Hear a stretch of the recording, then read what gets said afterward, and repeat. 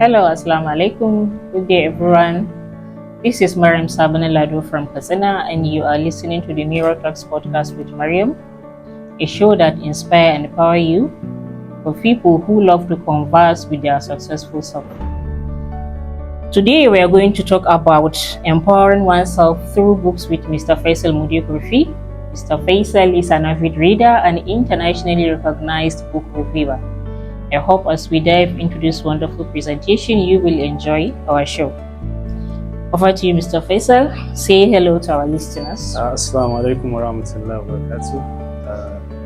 Good evening, ladies and gentlemen. It's a pleasure to be here. Thank you.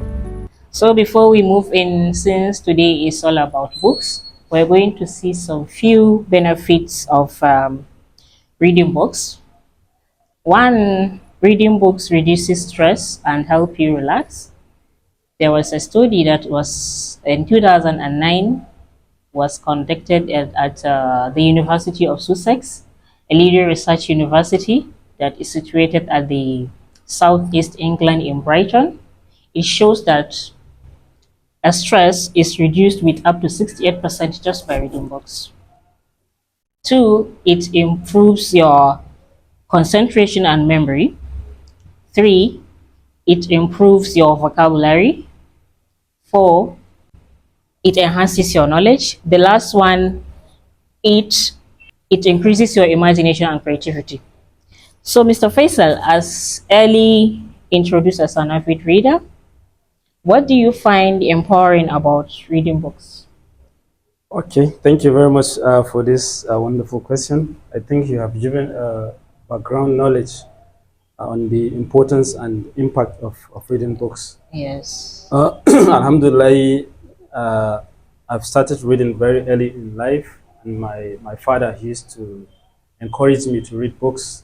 He will buy books and he buy newspapers at times, and he will ask me to read a particular story and summarize what I have learned from that particular story. So this gives me a background and the idea of why reading is really important.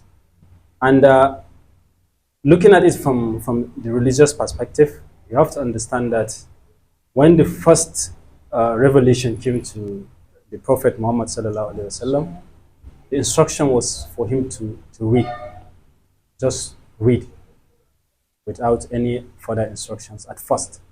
So this shows you that reading is very, very important in one's life. Indeed. It's quite unfortunate that in this part of the world, don't give so much importance in extra reading. Because when you talk about reading, the first thing that come to people's mind is reading to pass an examination. In a situation whereby you are in a school, you have to read to pass that particular exam. But we have to start viewing reading beyond that. For someone who is looking to improve himself, then you have to delve into reading books, and you don't categorize, you just read whatever that comes to your mind. But most importantly, you have to identify what is it that you want to achieve in life. Then you can decide to get books that goes in that direction so that you can learn from the experiences of others and from the knowledge of others. So the importance of books cannot be underestimated, because I remember one book I read, The Narratives of the Life of Frederick Douglass. Frederick Douglass was a slave, and throughout his life, he never learned how to read or write. When he was a kid, his mistress, she decided to teach him ABCD at home. So one day, his master, he came home and he realized that his wife is teaching this young slave. She was educating him. So what did he do? He just chased the boy out, and he shouted out at the mistress, and he told her that she shouldn't be teaching these slaves how to read and write.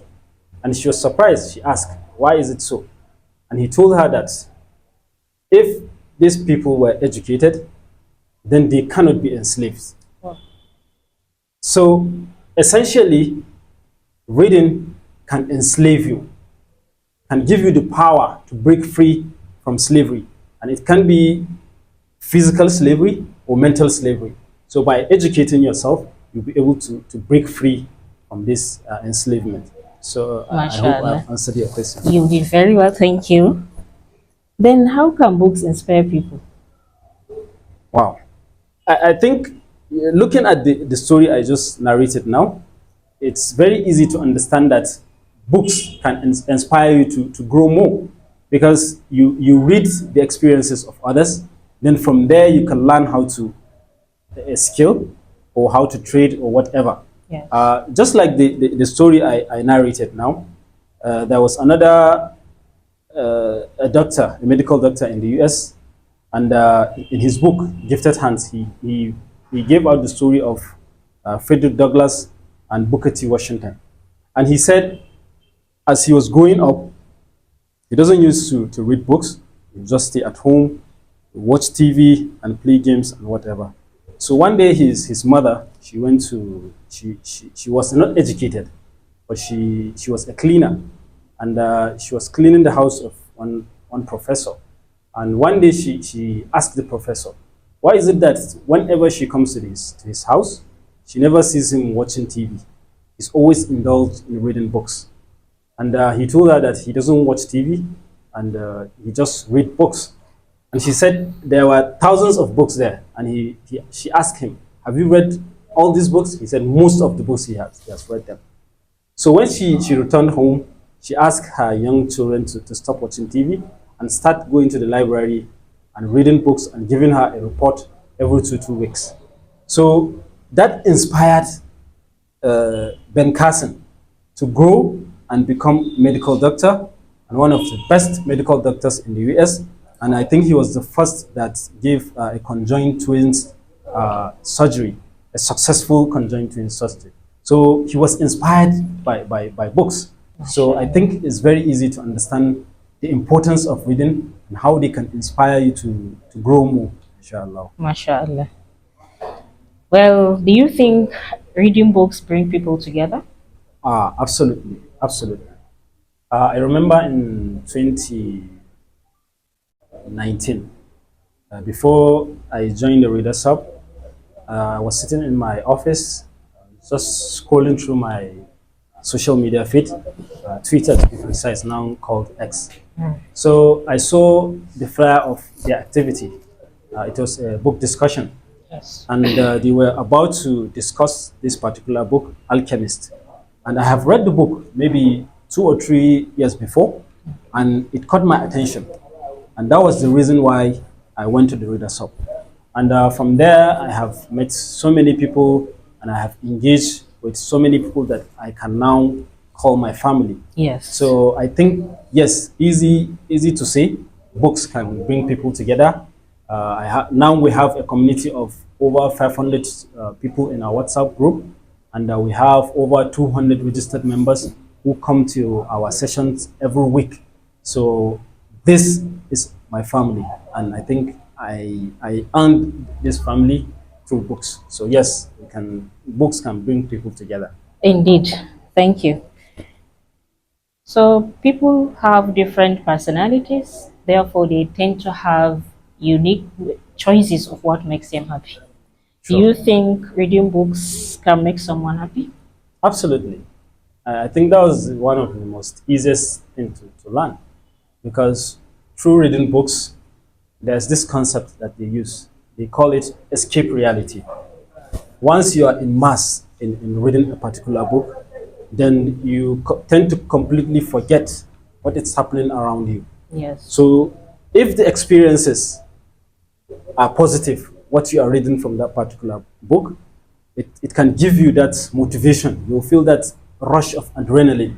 You want to achieve more. You want to aspire to become this and that just through reading books. So I think it's very easy to say that, yes, books can give you that sense of happiness.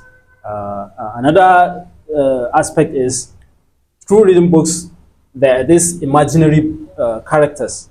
I remember last week in one of the clubs we do discuss books. So we spent about 1 or 2 hours discussing this particular character. So while doing that, we have completely forgotten about our Real world. real world now. Yes. So yes, it's very easy to gain happiness through reading books. I agree. I too used to forget about my surrounding when I am reading books. That's right. Now, looking at Readers Hub, a community you belong to, which comprises of postgraduate and undergraduate students. Yes. Do you think books can influence students? I think yes, because for for my personal experience, from my personal experience, it has helped me a lot. When I came to the Readers Hub, I was, well, I was very shy at first.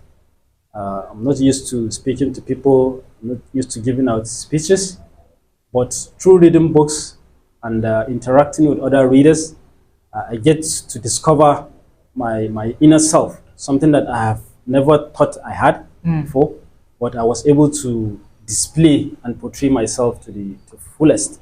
So yes, reading books can give you that power, and it can give you the opportunity to inspire more. This is indeed a wonderful discovery. We hope to follow your footsteps. Thank you very much. Thank you, Mr. Faisal. We are now going for a short break. Stay tuned. We'll be right back.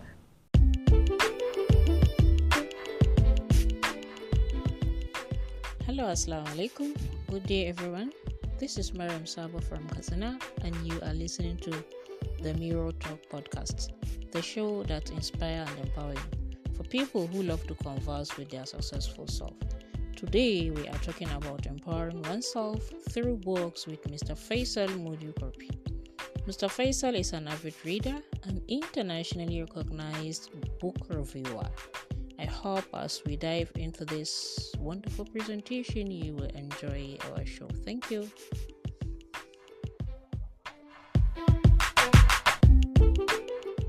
Much. Is there any book that has a profound impact in your life? There are many books actually. Okay. One of those books is, for example, Dr. Duba, Dr. Ibrahim Duba. I always give examples with his books. Okay. I read one of his books, Impromptu Speaking Genius. That was a wonderful book, and it's a very short and precise book, but it contains a lot of knowledge and steps on how to guide whoever is reading that particular book. And this book is talking about public speaking, how to learn how to address an audience. And he used a very concise steps where you can easily grasp these steps so that you can be able to implement those steps in achieving whatever you want to achieve. And another book I have really enjoyed is Atomic Habits by James Clear. This morning I was discussing with one of my friends, and I told him that this book is one of the most profound books I have ever read. And I have learned so much from the book. And the reason why I was telling that particular friend was because most of the exercises, he already practiced those exercises at home. But I never knew that these are profound habits that you can incorporate in your own life and become a better person. So I was narrating the story to him, and I showed the book to him, and I told him that these are some of the things that I have learned from the book. But while I was reading the book, and I realized that I was just reading you, because you used to practice this, how to learn these small habits so that you can become better in life. So I think these two books, yes, they give me this sense of extraordinary life. MashaAllah. So, Mr. Faisal, can you share any personal anecdote or story that shaped whom you are today? Well, there are many stories, but Okay. I think I'm going to limit my stories to Reader's Hub Okay. because this is something that I'm passionate about, and I have been able to meet with so many people to learn about so many things while I was at the Reader's Hub. But this particular thing happened just before the former section, that is late Bashir Bala, died. On that particular day, we were having a session. And usually he used to come very early, Yes, he was early that day, but for some miracle, something happened. He never really attended the session. He was just sitting beside us. So we were engaged in that particular session. So before we knew it, we switched from English to Hausa. So he just came in and he said, "You're not supposed to be engaging in Hausa language because some of your audience here or members, they don't understand Hausa language." We didn't realize that there was somebody there who was sitting that don't really understand Hausa language. Oh. And we were just ready to challenge him and he just left. So he didn't say a word. So we now started looking around. Who is this person? And we saw a lady. She was a copper then. And we asked, she said, no, she doesn't understand Hausa. Aiyo. So this stayed with me because we were engaged in our discussions. We couldn't realize that there was somebody there who was just sitting and couldn't understand what we were saying. But Bashir Bala, for his some miraculous understanding of his environment, he realized that this lady, she doesn't understand Hausa language.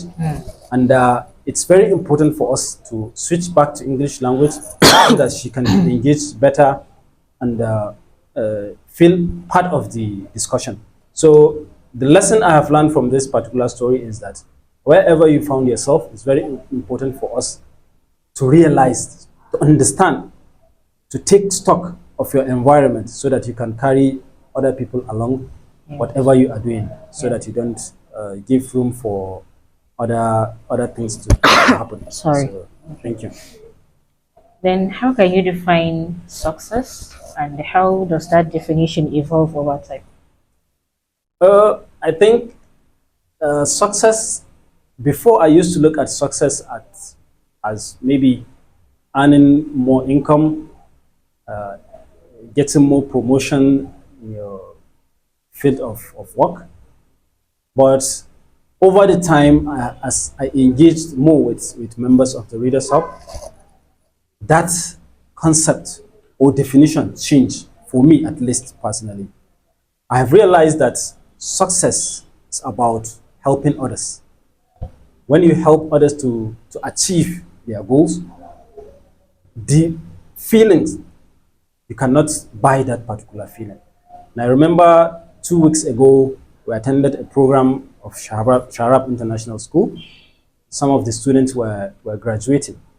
And many people were invited to that particular event. And it happened that Engineer Dr. Muttaka Rabe Dharma was there, who was the former ES of PTDF. And many people discussed about the impact of how he has helped them using his own personal chair as ES of the PTDF. He ensured that they got scholarships, life-changing scholarship abroad. And he was just sitting there, and I was observing him.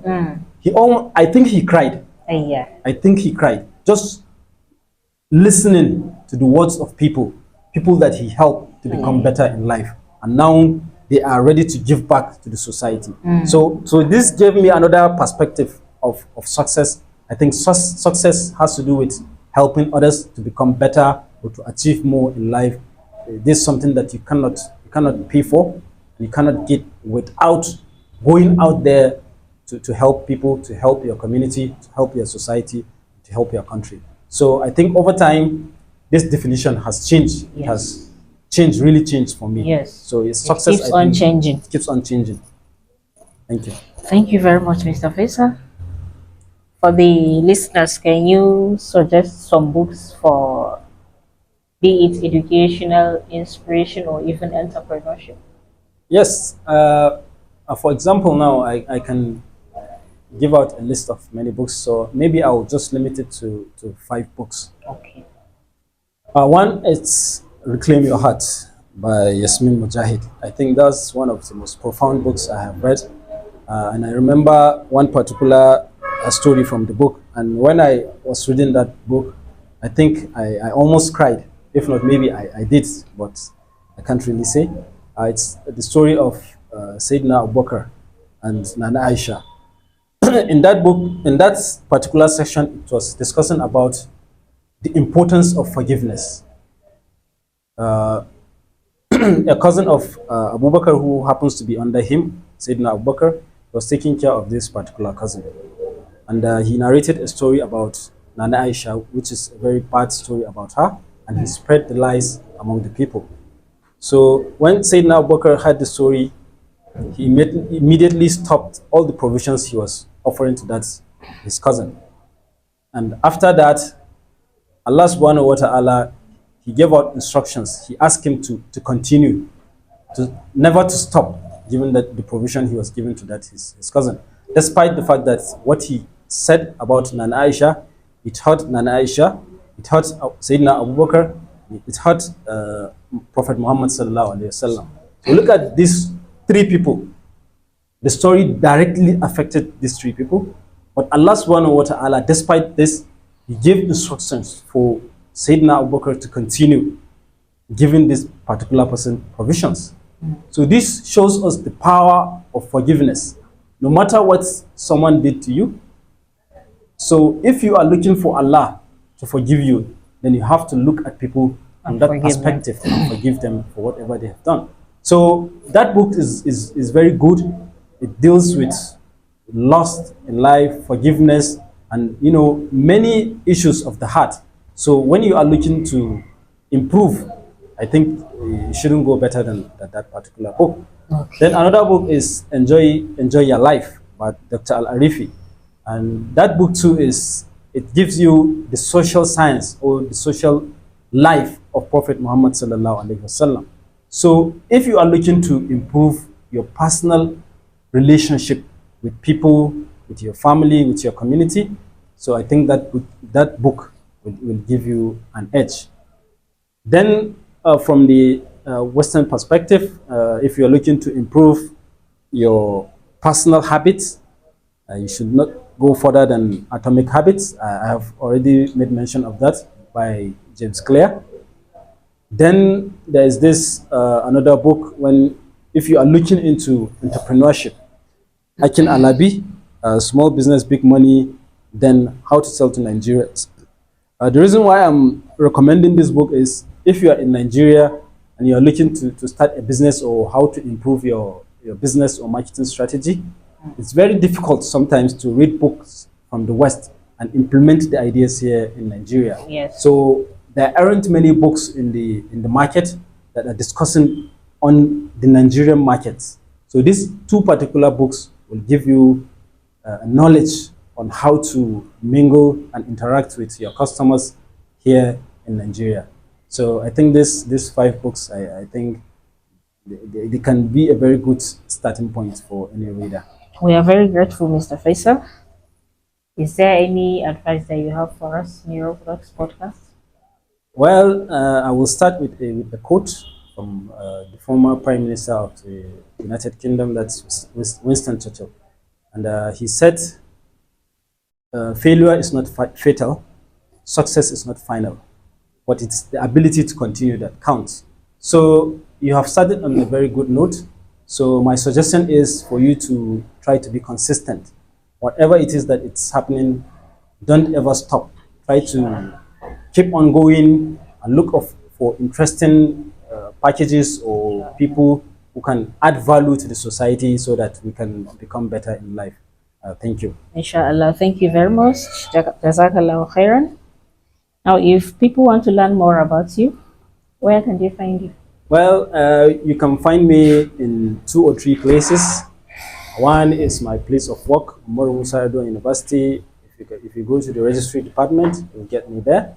And 2, it's the Reader's Hub. I used to spend most of my Thursdays evening at the Reader's Hub. Every Thursday, 4:30, we are there discussing on ideas on how to improve and whatever. And finally, you can meet me at home, my personal home. I will not give out my address.